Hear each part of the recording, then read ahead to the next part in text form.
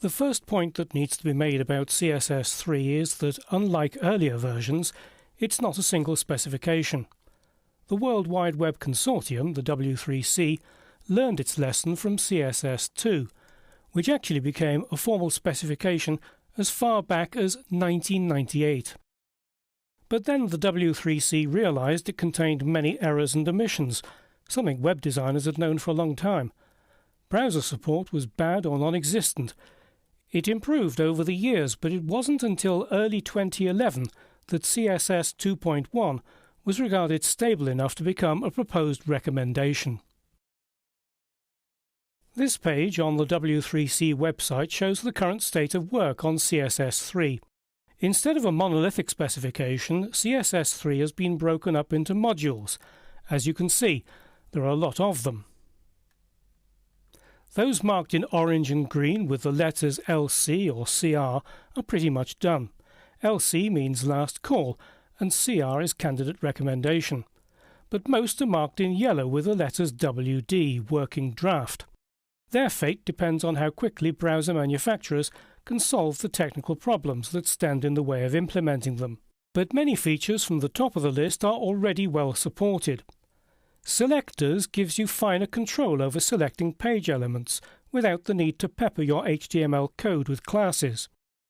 The CSS color module introduces transparency and allows you to use HSL, hue, saturation, lightness color format, which should please many graphic designers. It also adds a huge range of color keywords, including such delights as blanched almond, hot pink, papaya whip, and peach puff. Two other modules that are particularly well supported in Dreamweaver CS5.5 are backgrounds and borders and media queries. Media queries lets you serve the same web page with different sets of style rules, depending on such factors as screen resolution, in effect allowing you to create a website that looks equally good in a desktop browser, a tablet, or a mobile phone. Let's take a quick look at some of the CSS3 features that you can implement quickly and easily in Dreamweaver CS5.5. First of all, you can use web fonts.